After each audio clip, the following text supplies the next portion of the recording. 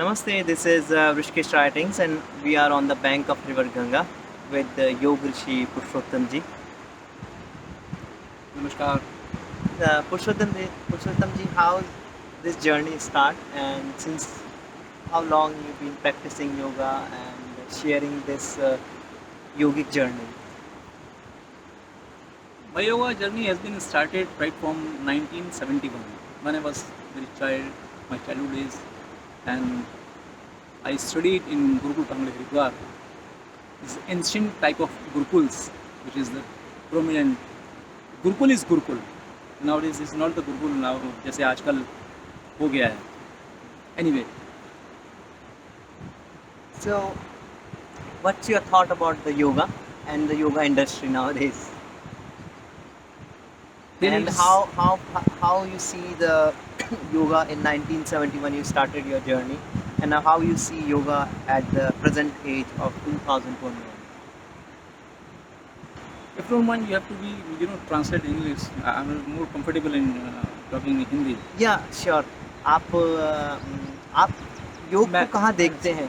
1971 से आपकी journey start हुई और अभी 2021 चल रहा है, और कहाँ पे आप देखते हैं कि जो आपने योग स्टार्ट किया था, जो जर्नी एकदम शुरू की थी, और आप अभी भी जर्नी ये चल रही है, ज्योति जग रही है, पर आप इसको कहाँ तक देखते हैं? हमने जब योग शुरू किया था तो गुरुकुलों में योग की अपनी एक बहुत महत्वपूर्ण पद्धति और इम्पोर्टेंस, उसकी बहुत महत्वपूर्णता है उसकी योग की। वो एक हमारे डेली रूटीन लाइफ में होता था। योग को आज की तारीख में अगर मैं कंपेयर करूं तो योग को सीखने वाले दुनिया में, पूरी दुनिया की अगर मैं बात करूं तो 3 तरीके के लोग हैं योग को सीखने वाले। पहले तो वो लोग हैं जो किसी न किसी बीमारी से ग्रसित हैं, वो योग के माध्यम से अपने आप को क्योर करना चाहते हैं, अपने आप को ठीक करना चाहते हैं। दूसरे वो लोग हैं जो योग से पैसा कमाना चाहते हैं, जिन्होंने उसको बहुत कमर्शलाइज कर दिया है, किसी भी माध्यम से, चाहे कैसे भी, अच्छा है। और तीसरे वो लोग हैं, बहुत कम, मेरे को लगता है शायद पूरी दुनिया में शायद 2 या 3% लोग होंगे ऐसे जिनको इन दोनों से कोई लेना देना ही नहीं है। ना तो उनको अपना स्वास्थ्य ठीक करना है, they are very fit, they are very good. आजकल बच्चे लोग योगा कर रहे हैं, हमने भी अपनी उम्र में योगा करना शुरू किया था। तो मैं अगर उसको पुरानी चीज़ से कनेक्ट करूं तो वो यही है कि हमने उस एज में योगा करना शुरू किया जबकि ना तो हमें अपने आप को योग से फिट रहना था, मतलब बीमारी दूर करनी थी, फिट तो रहना था, बीमारी दूर कोई करनी थी, और ना ही कोई ऐसा दिया था कि हमें इससे आगे चल करके पैसा कमाना है। तो आज भी पूरी दुनिया में सिर्फ 2 या 3% मेरे ख्याल से लगता है शायद ऐसे लोग होंगे जिनका उन दोनों से कोई लेना देना नहीं है। आज उनकी कोई भी एज हो, 20, 30, 40, 50, 60, 70, 80, but they are fit anyhow. दूसरा, उनको कमर्शियल नहीं बनाना है। तो ऐसे बहुत कम लोग हैं। तो this is the very difference between old age and now days. और ऋषिकेश को योग नगरी बोला जाता है। अब क्या देखते हैं इसको, ये योग नगरी है या इकोनॉमी नगरी? आप बेहतर होगा इन दोनों को जोड़ दें। इकोनॉमिक योग नगरी कह दें तो शायद ज़्यादा बेहतर होगा, जी क्योंकि अब जो पुराने आश्रम्स थे, जी जो पुराने हमारे बाबा लोग थे, ऋषि मुनि थे, जो अच्छे प्रैक्टिशनर थे, वो अब नहीं हैं। और जो अभी भी कुछ लोग हैं उनकी इतनी महत्ता नहीं है। महत्ता अपने आप में बहुत है, they are very good in their stage, लेकिन जो एक सोशली और जो एक अच्छे लेवल पे जो महत्ता होनी चाहिए, एक योग नगरी जो एक ऋषिकेश का नाम हो गया उसके साथ जो जुड़ना चाहिए, वो नहीं है। तो कमर्शलाइज ज़्यादा है, अच्छा है, वो भी अच्छा है, लेकिन जो प्राचीन एक पद्धति है उसकी कहीं ना कहीं कमी खलती है। क्योंकि जो शॉर्ट टर्म कोर्स जो चल रहा है, जो कि उन लोगों के लिए बहुत अच्छा है जिनके पास समय बहुत कम है और उसको कोर्स को करना चाहते हैं, लेकिन उसको इस तरह से देख लिया उन्होंने कि बहुत जल्दी जो टीचर बन जाते हैं, बगैर प्रैक्टिस किए सीखा और टीचर बन गए। बीच में जो प्रैक्टिस और जो अपना सेल्फ एनालिसिस है और उसके बारे में जितना सोचना, जितनी गुण जो उसकी महत्ता है, वो उनमें वो कहीं नहीं। तो इसलिए वो ऐसा हो गया है। तो डेफिनेटली जो उसकी जो बेसिक जो चीज़ हैं वो उसमें ख़त्म हो रही है। और आपका क्या विचार है? योगा अलायंस जो संस्था है, यूएस से रिकॉग्नाइज्ड है, वो बोलते हैं कि योग हमसे एफिलेटेड है, और जबकि हम देखा जाए तो अगर योग की अगर हिस्ट्री देखी जाए तो हिस्ट्री की जो जड़ है वो भारत है। जी हाँ। तो कैसा लगता है आप अब आपको ये सुन के कि मतलब योग हमारा है पर सर्टिफिकेशन की अथॉरिटी यूएस से देता है? मैं इसमें खुद में बहुत कुछ काम करने की सोच रहा हूँ। देखिए, मेरा ना विरोधाभास किसी से नहीं है। उनकी एक चीज़ बहुत अच्छी है कि उन्होंने योग को बहुत अच्छे लेवल में प्रसारित किया। ठीक है, उन्होंने पैसा कमाया, उनके माध्यम से लोग भी बहुत पैसा कमा रहे हैं।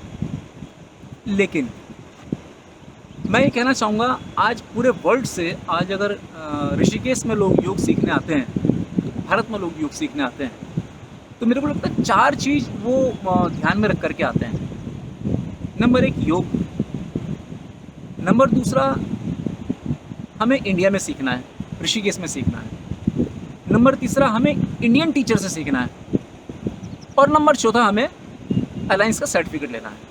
ये 4 चीज़ें हैं। और जब 1 महीने बाद वो यहाँ से वापस जाता है अपने घर, उन 4 चीज़ में से उसको सिर्फ 2 चीज़ याद रह जाती हैं और बाकी वो 2 चीज़ें भूल जाते हैं। उनसे कोई लेना देना है ही नहीं, न था। एक तो उनको अमेरिका योगा सर्टिफिकेट याद रहता है, क्योंकि they are certified teacher from America yoga alliance, they are not teacher certified from the India. दूसरा, उनको योग याद रहता है। बस ये 2 चीज़ उनको याद रहती हैं। वो इंडिया भूल जाते हैं, इंडिया का टीचर को भूल जाते हैं।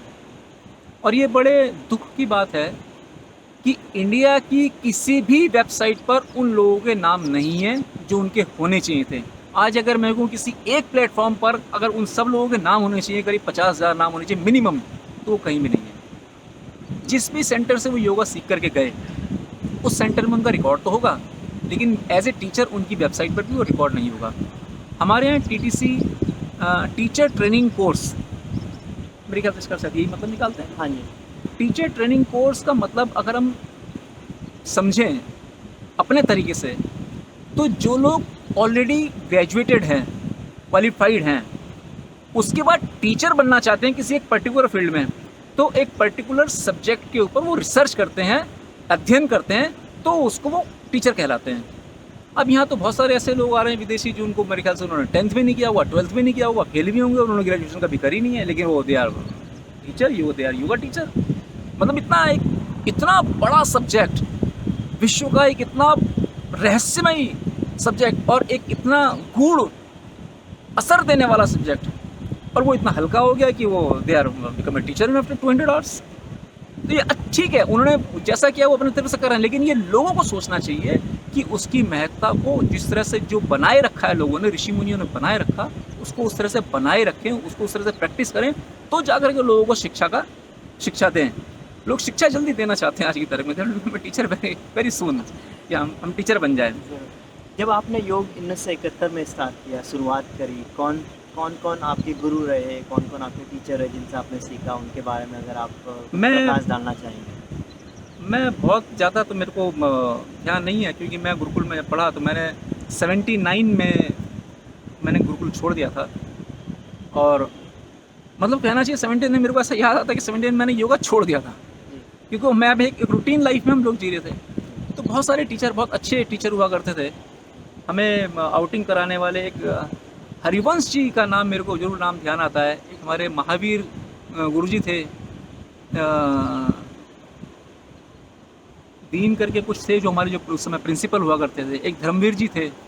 तो ये हमारे गुरुकुल के टीचर्स थे। उसके बाद में मैं जब बाहर आया तो हमें गुरुजी मिले, जो बहुत ही अच्छे योग में उनकी महारत हासिल थी और जिनको योगी कहा जाए। और मैंने अपने बचपन में उनको एक बार देखा है कि उन्होंने 28 से 30 दिन का उन्होंने भूमि समाधि उन्होंने ली थी, और वो ज़मीन के अंदर गड्ढा खोद करके 28-30 दिन उसके अंदर है। तो उसके बाद वो एक मुजफ्फरनगर के पास एक बुढ़ाना एक जगह है कस्बा, वहाँ पे उन्होंने वो अपना साधना उन्होंने करी, तो उन्होंने बताया था। तो प्रकाशानंद जी नाम है, मैं उनको जरूर मैं फॉलो करता था। अभी वो ब्रह्मलीन हो गए, दुनिया में नहीं है। और बाकी मेन गुरु तो मेरी माता जी रहीं, उनको भी गए हुए अभी 1.5 साल हुआ है, उनका स्वर्गवास हुए। और माता जी सन्यासी थी, उन्होंने रामायण गीता पर बहुत प्रवचन किए और बहुत समाज का बहुत उत्थान के लिए उन्होंने काम किया है। तो मेन गुरु तो हमारे घर से हमारी माता जी रही हैं, और वही शिक्षा दीक्षा हमारे साथ गुरुकुल पद्धति, रामायण गीता, ये सब कंठस्थ और वो सब पद्धति करना। तो जो मिसिंग जो है हम कहना चाहिए कि आज अगर हम, बहुत से लोग सवाल करते हैं योग और अध्यात्म में क्या अंतर है, क्या इसको जोड़ के देखना चाहिए नहीं देखना चाहिए। तो अध्यात्म की बात करें तो हम अपने हिंदुस्तान के अध्यात्म की बात करेंगे, हिंदुत्व के अध्यात्म की बात करेंगे। हिंदुत्व के अध्यात्म की बात करेंगे, योग से जोड़ेंगे तो फिर लोग कहेंगे आपने योग को इससे जोड़ दिया तो आप तो योग से करके आगे लोगों को हिंदू बना रहे हो। ऐसा नहीं है, ऐसा बिल्कुल भी नहीं है। मैंने एक आर्टिकल लिखा है, मेरी मेरी वेबसाइट है yoga24.in, मैंने उसमें आर्टिकल लिखा है, उसमें मैंने लिखा है, देखिए बहुत अच्छी बात है, एक उदाहरण हमारे सामने, हम देखिए सूरज के सामने बैठे हैं।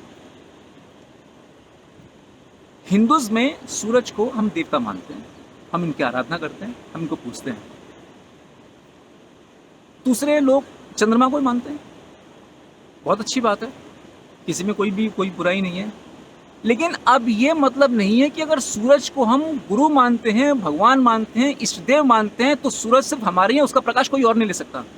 ऐसा नहीं है, सभी के लिए, सभी सूरज से, सूरज की गर्मी से, सूरज के तेज से, सूरज के उससे सभी लोग फ़ायदा उठाते हैं और सब लोग फ़ायदा उठाना चाहिए। अब आप पर्टिकुलर ये नहीं कह सकते कि चांद की में जो चांद हम उसको भगवान मानते हैं तो चांद की चांदी सिर्फ हम ही लेंगे, जो दूसरे लोग नहीं लेंगे, तो ऐसा नहीं है।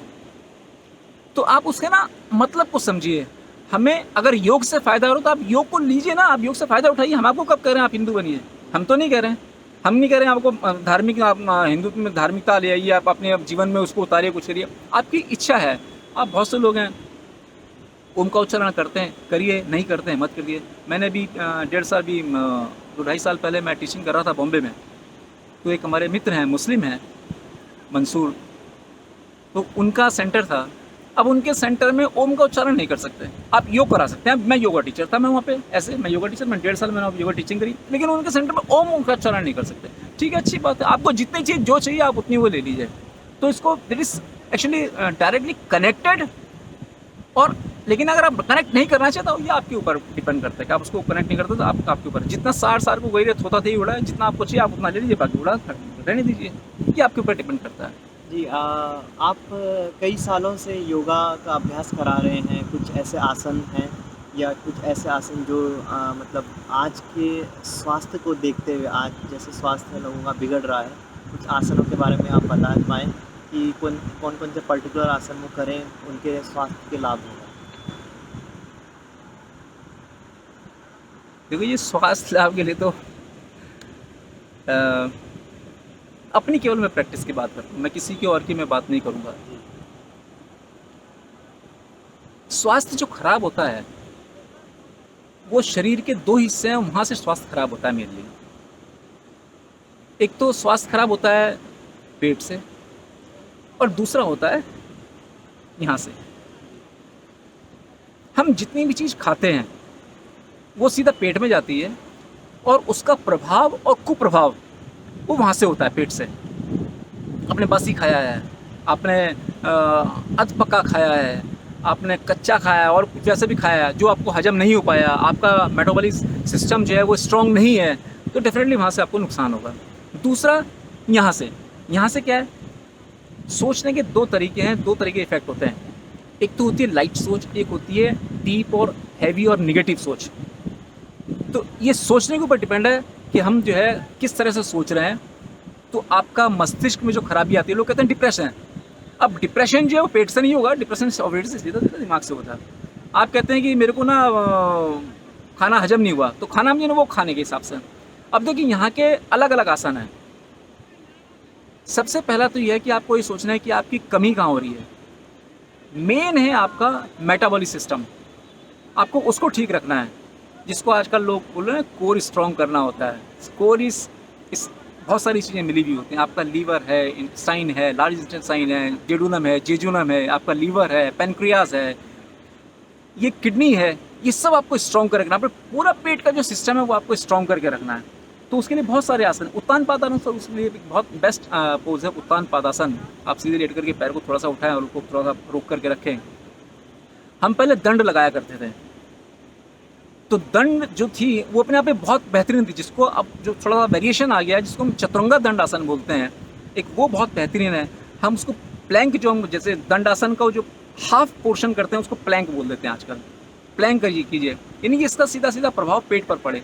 जरूरी नहीं सिर्फ प्रभाव ही डालना है, उसको दबाना भी है और उसको मोड़ना भी है।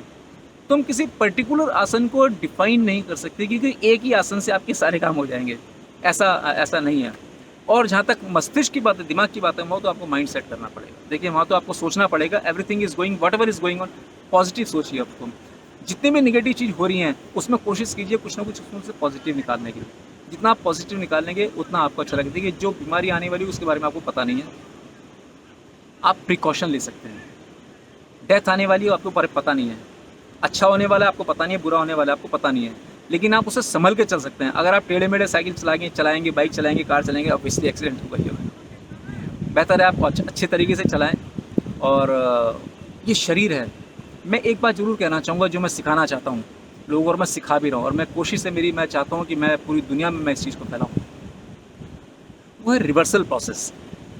आपको, आपने जो सवाल पूछा कि हम किस तरह से उसको क्योर कर सकते हैं, किस तरह से हम ठीक रह सकते हैं, तो मैं कहना चाहूँगा आप लाइफ में रिवर्सल प्रोसेस अपना लीजिए, आप बिल्कुल ठीक रहेंगे। रिवर्सल प्रोसेस क्या है? Reversal process just like a, कोई भी आप एक कोई कार ले लीजिए आप, पूरी दुनिया के अंदर एक मुझे कोई ऐसी गाड़ी बताइए जिसमें बैक गियर ना हो। ऑटोमेटिक तो है लेकिन बैक गियर ज़रूर होगा। और बैक गियर कितना काम आता है लाइफ में? कार में कितना काम आता है? हम 95% कार को फॉरवर्ड चलाते हैं, सिर्फ 5% ऐसा होगा तो हम गाड़ी को ठीक करने के लिए, सीधी करने के लिए, कुछ कहीं अड़चन होगी उसको ठीक करने के लिए हम बैक गियर का इस्तेमाल करते हैं। इतना ही अगर आप कर लें अपनी लाइफ में, ये जो कार है, ये जो गाड़ी है, ये जो सिस्टम है, जो गॉड गिफ्ट है, जो भगवान ने दे दिया, जिसको हम टेकन फॉर ग्रांटेड ले लेते हैं, वो उसको प्लीज़ ना लीजिए। और इसको एक बैक गियर जरूर लगा के चलिए। आप उल्टा करना शुरू कर दिए। उल्टा क्या है? उल्टा हम दो तरीके से करते हैं। एक तो हम खाने के सिस्टम को हम थोड़ा सा कुछ उल्टा करना शुरू कर दें, और एक बॉडी के जो मूवमेंट है उनको हम उल्टा करना शुरू कर दें। इसके लिए कुछ मेरी एक्सरसाइज हैं जो यूट्यूब पे भी अवेलेबल है। खाने के सिस्टम में जैसे हम कड़वा, तीखा, खट्टा, ये हम जानबूझकर नहीं खाते हैं। हमें करेले की सब्ज़ी बहुत पसंद है लेकिन उसका कड़वापन निकाल देते हैं, उसके बाद हम उसको खाते हैं। हम जानबूझ के, अबरक करके आती है, हम इमली नहीं खाते जानबूझ के, हमको जानबूझ के ऐसी चीज़ नहीं खाते जो शरीर को चाहिए। तो शरीर को दोनों चीज़ चाहिए, मीठा भी चाहिए, खट्टा भी चाहिए, सूर भी चाहिए, तीखा भी चाहिए, कड़वा भी चाहिए, लेकिन उनकी मात्रा भले कम होती है। तो हम दिस इज़ रिवर्सल प्रोसेस। अगर हम ये करना शुरू कर दें तो मेरे ख्याल से हमारा शरीर बहुत बेहतरीन होगा। और आसन तो डेफिनेटली देखिए, एक आसन नहीं है, कई सारे आसन हैं जो बॉडी के अलग अलग पार्ट को अलग अलग मूव कराते हैं और अलग अलग प्रेशर देते हैं बॉडी के पार्ट को। तो ये डिपेंड है कि आप किस तरह से कर रहे हैं, क्या कर रहे हैं। और आपकी जर्नी गोविंदा जी के साथ भी रही, कुछ पल आप उसके से शेयर करना चाहेंगे? हाँ बात तो ठीक है। एक्चुअली गोविंदा जी के साथ मेरी जर्नी स्टार्ट हुई 1989 से। 1989 में मेरी जर्नी शुरू हुई थी एज ए योगा इंस्ट्रक्टर यहाँ ऋषिकेश से ही। तो एक होटल है जहाँ मैं स्विमिंग एंड योगा इंस्ट्रक्टर था उस समय 89 में। तो उसी दौरान उनका आना हुआ था यहाँ ऋषिकेश अपनी एक फिल्म की शूटिंग के लिए, राधा नाथ संगम की शूटिंग थी। तो उस वक्त मेरी उनसे मुलाकात हुई और वो बहुत पहले से ही अपना योग प्रैक्टिस वगैरह अपना करते रहते थे, अपना जिम ज़्यादा करते थे। तो उनको लगा कि भाई मैं यहाँ पर हूँ, तो मेरे से उनसे बातचीत हुई तो उनको बड़ा अच्छा लगा। कुछ उन्होंने मेरे पोस्ट वगैरह देखे, मेरी बात सुनी तो उनको बहुत अच्छा लगा। यहाँ का जो हेल्थ क्लब है वो मैं संभालता था। तो वहाँ के बाद उसके बाद फिर धीरे धीरे मेरी उनके साथ जर्नी शुरू हो गई। और चूँकि बेसिकली मुझे भी एक्टिंग का शौक़ था तो मैंने बात करी, तो मैंने बॉम्बे गया हमारा, फिर मैंने कोर्स किया, वहाँ से चला आया। मैं वहाँ से वापस आ गया बॉम्बे से। 95 में उनका दोबारा आना हुआ। एक उनकी और फिल्म थी महाराजा, उसके लिए शूटिंग के लिए आए थे। तो एक महीना मैं उनके साथ में ही रहा यहाँ पर। तो उसके बाद से मेरा उनके साथ बहुत अच्छा इंटीमेसी हो गया और उनके साथ मेरा आना जाना, उठना बैठना बड़ा अच्छा रहा। फाइनली मैं 96 में मैं जब उनके पास गया दोबारा बॉम्बे, तो फिर उन्होंने कहा कि तू मेरे पास ही आ जा। तो 97 और 97.5 तब मैं उनके पास ही था। तो एज ए योगा टीचर था, मैं उनके साथ कुछ और भी काम मैं संभालता था। उसके बाद फिर मैं वापस आ गया। फिर मेरा एक बहुत बड़ा गैप हो गया, मेरा 12-14 साल का मेरा गैप हो गया। तो मैं जब अभी 1914 में मैं उनके पास इसमें 2014 में मैं गया बॉम्बे। तो उसके बाद से लेकर के मैं 4 साल 5 साल मैं उन्हीं के साथ में रहा एज ए योगा टीचर। और बहुत अच्छी उन्होंने प्रैक्टिस करी, बहुत अच्छा करते थे। ऋषिकेश आए, घर भी आए, तो उनके साथ मेरा बड़ा अच्छा ये रहा। और बहुत बहुत डेडिकेशन, मतलब मानते हैं, योग को मानते हैं और बहुत आध्यात्मिक हैं, जिसका जो मेरा उनके साथ मेरा अच्छा तालमेल मेरा जमा। और ऋषिकेश के लिए कोई संदेश, जो आगे आने वाले जो अभी जो उत्तराखंड के अंदर बच्चे हैं जो योग करना चाह रहे हैं, योग शिक्षा ले रहे हैं, उनको कोई संदेश आप देना चाहिए? मेरी कुछ लोगों से मेरी बात हुई जो हमारी पहले बात हुई थी, जैसे आपने जिक्र किया अमेरिका योग अलायंस का सर्टिफिकेशन के बारे में, हमने भी कुछ लोगों ने यहाँ पे जो कुछ लोग स्वामी हैं जो अच्छे हैं, अच्छी प्रवृत्ति के हैं और बहुत अच्छी उनकी प्रैक्टिस रही है, और जो क्वालिफाइड भी हैं, बहुत अच्छे क्वालिफाइड हैं, तो मेरे साथ जुड़े हैं। हम लोगों ने मिलकर के हमने भी एक ट्रस्ट बनाया है, जैसे पैरल अमेरिका योग अलायंस के तहत, जिसका नाम है डिवाइन योग अलायंस। तो आप चेक कर सकते हैं, divineyogalliance.org नाम से मेरी वेबसाइट है। तो हम चाह रहे हैं इसको शुरू करना, और सर्टिफिकेशन हम चाह रहे हैं कि हम इसका सर्टिफिकेशन हम लोगों को दें, जिससे कि जो दुनिया के जो लोग आ रहे हैं उनका नाम as a yoga teacher India की वेबसाइट पर आए। तो जो आजकल के जो लोग आ रहे हैं, जो अच्छा स्टडी कर रहे हैं, मेरी उनसे काफ़ी बात हुई, मैंने उनको कहा भी है कि आप इसको थोड़ा सा प्रमोट कीजिए, और जहाँ से जो अच्छा मिले वो आप लीजिए, लेकिन ये प्रमोट करने की कोशिश करें। हमारी जो योग की प्राचीनतम शैली है, जो प्राचीनता है, उसको मत बिगाड़ने दीजिए, उसको ना बिगाड़िए। आजकल ना शब्दों के कारण से लोगों ने उसको बिगाड़ना शुरू कर दिया है।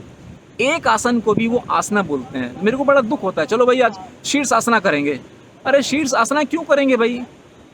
आसना तो इंग्लिश में बोलेंगे तो आसनास बोलेंगे ना, बहुत सारे आसन करेंगे। उन्होंने इसको जो रिलेट करना शुरू कर दिया है, जो समझाना शुरू कर दिया है, विदेशियों को समझाने के लिए हमने आपको अपने शब्दों का जो दुरुपयोग करना शुरू कर दिया है, वो मेरी हाथ जोड़ कर विनती है। मैं कोशिश करूँगा प्लीज़ ऐसा ना करें। जो हमारी प्राचीनतम है उसको बनाए रखें, उसको सजाए रखें। बाहर के जितने भी लोग हैं वो हमारी प्राचीनता से ही उसको इम्प्रेस होकर के वो हमारे पास आ रहे हैं, हमारी चीज़ सीखने जा रहे हैं, और आप उनकी भाषा में उनको समझाने की कोशिश करेंगे तो ये गलत है। अपनी भाषा में समझाने की कोशिश कीजिए। अगर जो आपका शब्द है वो अपने ही शब्द, मैं उसका उदाहरण देता हूँ। मैं लोगों को कहता हूँ, भैया मुझे एक बात बताओ, किसी एक फॉरेनर को मुझे बता दो जिसका नाम माइकल हो, और वो ये कहता हो, किसी हिंदुस्तानी को अपना नाम बताया कि मेरा नाम माइकल है, और बाई चांस वो नहीं बोल पा रहा, नहीं उसको इंग्लिश आती है, तो नहीं समझ पा रहा, तो उसको कभी उसने ये नहीं कहा होगा you know Michael, Michaela, I am Michaela, you know Michaela just like Michaela. तो उसने कभी नहीं कहा होगा माइकला, उसने हमेशा माइकल ही बोला होगा। अगर उसने माइकल बोला है तो हम अपने शब्दों को क्यों बिगाड़ रहे हैं? आप उनको समझाइए, एक बार नहीं समझाइए, 2 बार समझिए, 3 बार। अच्छा आप नहीं समझा सकते, आपने बिगाड़ दिया, चलो ठीक है। आप मुझे एक छोटी सी बात बता दो, पतंजलि नाम सुना है आपने? जरूर सुना होगा। महर्षि पतंजलि की बात कर रहा हूँ मैं। महर्षि पतंजलि ने अपने योग के ऊपर जो किताब लिखी है, पतंजलि योग सूत्र। तो पतंजलि योग उसके अंदर इन्वॉल्व है, योग सूत्र। अगर मैं इसको दूसरे शब्दों में मैं कहना चाहूँ तो पतंजलि योग लाइफ सूत्र उसका नाम होना चाहिए। पतंजलि योग जीवन सूत्र उसका नाम होना चाहिए था। जीवन को जीने की कला उसके अंदर दी हुई है। अगर आपने पतंजलि योग सूत्र एक बार पढ़ लिया तो आपको पता चलेगा जीवन को किस तरह से जीना चाहिए। तो पतंजलि योग सूत्र की अगर मैं बात करूँ तो आप क्या करेंगे? आप उसको भी बिगाड़ देंगे। पतंजलि पहला सूत्र है अथ योगानुशासनम, अब क्या करेंगे? अथा कर देंगे, अथा योगानुशासना, ऐसा करेंगे।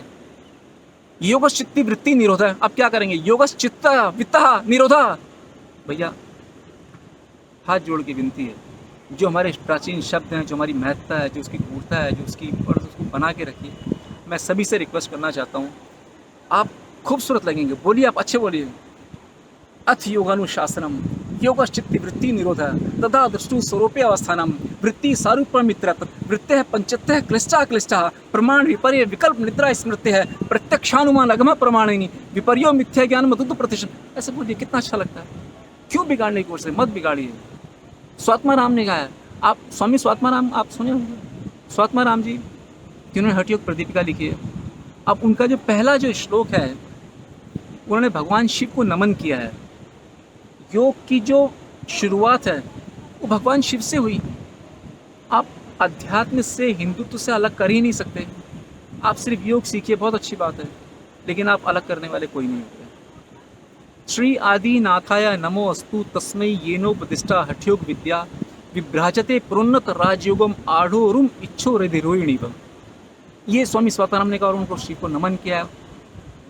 उन्होंने वहीं से योग की शुरुआत की और उन्होंने कह दिया है इस श्लोक के अंतर्गत। उसको समझिए, उसकी महत्ता को समझिए और बना के रखिए।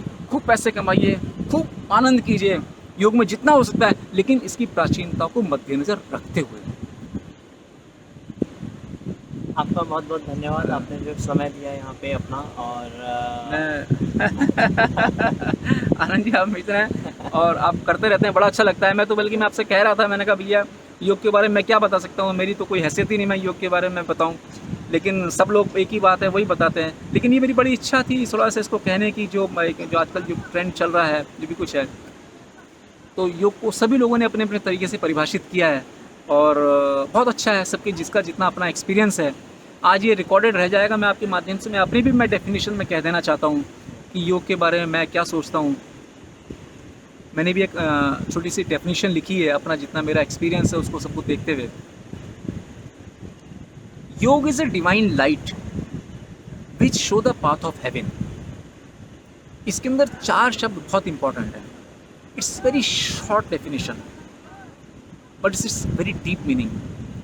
योग is a divine light which shows the path of heaven. आपको योग को समझना होगा, डिवाइन को समझना होगा, लाइट को समझना होगा और पाथ को समझना होगा और हेवन को समझना होगा। इन 5 शब्दों को अगर आपने समझ लिया तो आपको पूरा का पूरा एक योग जो पूरा है वो पूरा समझ में आ जाएगा। और योग को आप बिल्कुल ऐसा ना लें हमने 50 घंटे कर लिया, 100 घंटे कर लिया, 200 घंटे कर लिया, 5000 घंटे कर लिया या इवन 10,000 घंटे भी कर लिया तो ख़त्म होने वाला नहीं है। मेरी अब जो मैंने वेबसाइट में मैंने मेंशन किया है एक चीज़, योग एक ऐसा विषय है जिसकी किताब का पहला पन्ना शुरू होता है, पढ़ते जाइए पढ़ते जाइए पढ़ते जाइए पढ़ते जाइए, लेकिन वो एक ऐसी किताब है योग की जिसका आखिरी पन्ना कभी आपको मिलेगा नहीं, कभी ख़त्म नहीं होगा।